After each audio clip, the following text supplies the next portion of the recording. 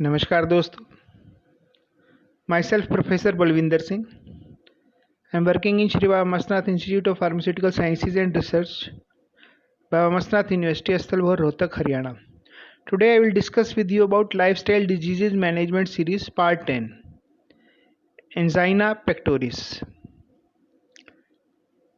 First of all, I am thankful to my son Mr. Ashish Saini for typesetting and media recording of this presentation.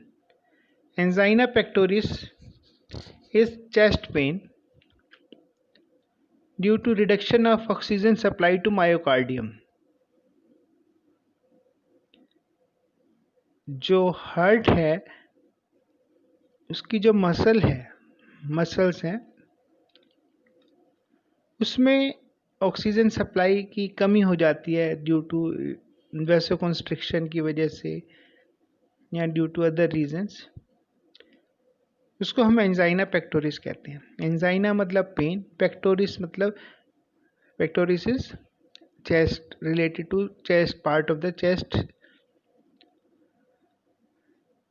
तो angina pectoris जो है वो छाती में दर्द को कहते हैं कि हार्ट में कुछ प्रॉब्लम है जिस वजह से उसका सिग्नल दर्द के रूप में उभर कर आया है।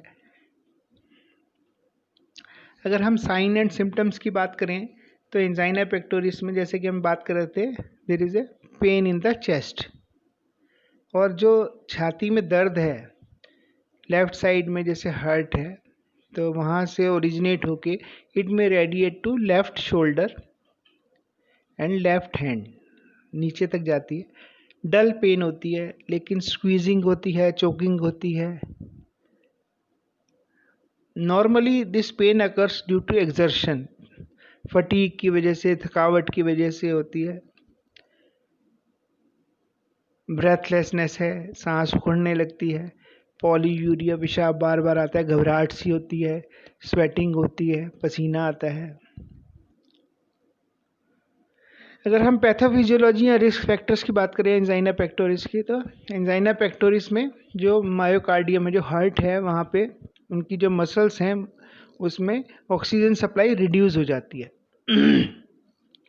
रीज़न में भी एथेरोस्क्लेरोसिस हो सकता है, यानी कि जो ब्लड वेसल्स हैं जो सप्लाई कर रही हैं हार्ट की मसल्स को ब्लड, उसके अंदर देर में भी प्लेक फॉर्मेशन, एक जिसकी वजह से उसका जो अंदर का ल्यूमेन है, अंदर का जो ब्लड सप्लाई का जो पोर्शन है वो रिड्यूस हो जाता है, जिसकी वजह से हार्ट के किसी पर्टिकुलर पार्ट को ब्लड सप्लाई रुक जाती है या बहुत कम हो जाती है, जिसकी वजह से ब्लड के साथ जो ऑक्सीजन आती है वो उसको नहीं मिल पाती, तो इस वजह से सीवियर पेन होती है। अदर रिस्क फैक्टर्स है high LDL, there is cholesterol के डिफरेंट टाइप्स होते हैं, तो जो एलडीएल का जो लेवल है बॉडी में हाई की वजह से हो सकता है रिस्क फैक्टर बढ़ जाता है। जो एचडीएल है, जो बेनिफिशियल पार्ट है कोलेस्ट्रॉल का, उसका लेवल लो हो, डायबिटीज़ की वजह से हो सकता है, हाइपरटेंशन की वजह से हो सकता है, स्मोकिंग की वजह से ये दिक्कत एक्टिवेट हो सकती है। एंजाइना पेक्टोरिस का जो पेन है बॉडी में, जैसे चेस्ट पेन है due to so many factors, तो कब शुरू हो जाता है? जो डिफरेंट रिस्क फैक्टर थे उनके अलावा इसका जो अटैक है, जो एंजाइना पेक्टोरिस का जो पेन स्टार्ट है, it may be due to excitement, physical exercise ज़्यादा करने पे, एक्सर्शन या फटीग होने पे, सीवियर कोल्ड फेस करने पे, हैवी मील्स या हैवी डाइट खाने पे, इसमें से किसी भी वजह से जो है वो एंजाइना का पेन मरीज को शुरू हो सकता है। एंजाइना पेक्टोरिस 3 तरह की है, 3 टाइप्स हैं। One is stable angina pectoris, second is unstable angina pectoris, and third is the variant angina या प्रिंजमेटल्स एंजाइना भी कहते हैं। आइए सबसे पहले स्टेबल एंजाइना पेक्टोरिस का देखते हैं कि इसके डायग्नोसिस क्या है। स्टेबल एंजाइना पेक्टोरिस में चेस्ट पेन होगा ड्यू टू एफर्ट्स, मतलब जब कोई पर्सन एक्सरसाइज ज़्यादा कर ली या सीढ़ियाँ चढ़ने पे या कुछ फिजिकल वर्क किया ज़्यादा हो गया, तो उसकी वजह से जहाँ पे भी एक्सर्शन होगी तो चेस्ट पेन शुरू हो जाता है। तो उसके लिए ट्रेडमिल टेस्ट होता है, चेस्ट का एक्सरे लिया जा सकता है, उससे पता चल सकता है, ब्लड प्रोफाइल से पता चल सकता है, ग्लूकोज का है, लिपिड का है, थायराइड का है, creatinine levels can be checked, ECG से पता चल सकता है, यूरिन टेस्ट हो सकता है, और जो सबसे ज़्यादा रिलायबल है दैट इज़ द एंजियोग्राफी है, कि जो ब्लड वेसल्स हैं जो हार्ट को सप्लाई कर रही है वो कितनी उसमें ब्लॉकिंग है, तो एंजियोग्राफी से पता चलता है। स्टेबल एंजाइना पेक्टोरिस की मैनेजमेंट क्या है?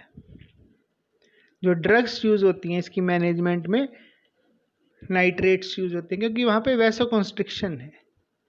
वैसोकंस्ट्रिक्शन है तो जो ब्लड वेसल्स है उसको हमें वैसोडाइलेटर्स यूज़ करने पड़ेंगे, तो नाइट्रेट्स यूज़ होते हैं। जैसे सबसे ज़्यादा कॉमनली एग्जांपल भी देते हैं कि किसी को अगर जैसे एंजाइना की दिक्कत है तो वो जीभ के नीचे एक छोटी सी टैबलेट चूसते हैं, तो सबलिंगुअल सॉर्बिट्रेट टैबलेट आती है, दैट इज आइसोसॉर्बाइड डाइनाइट्रेट। इसके अलावा ग्लिसराइल ट्राइनाइट्रेट भी आती है, then isosorbide mononitrate is also used. Nitrates के अलावा ब्लड वेसल्स को डायलेट करने के लिए beta blockers can be used like metoprolol, atenolol, propranolol, because blood vessels constrict कर रही हैं तो उसके लिए कैल्शियम इज एसेंशियल, और अगर हम कैल्शियम चैनल ब्लॉकर यूज़ करेंगे तो मसल्स को कैल्शियम नहीं मिलेगा, तो मसल्स जो है वो रिलैक्स होंगी, डायलेट होंगी, तो उसमें calcium channel blockers can be use like nifedipine है, डिल्टियाजैम है। इसके अलावा जो ब्लड है, खून को पतला करने के लिए एंटीप्लेटलेट ड्रग्स का use like low dose aspirin can be used.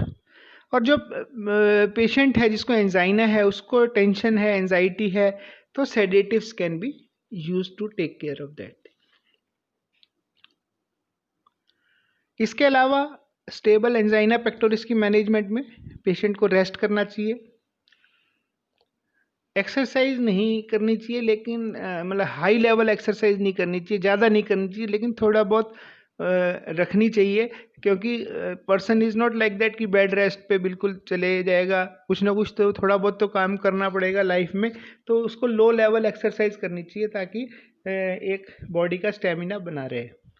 इसके अलावा कुछ पैरामीटर्स हैं जो कि दवाइयाँ तो खानी है पेशेंट ने, लेकिन इसके अलावा कुछ पैरामीटर्स हैं जो कि उसको कंट्रोल रखना चाहिए, ध्यान रखना चाहिए।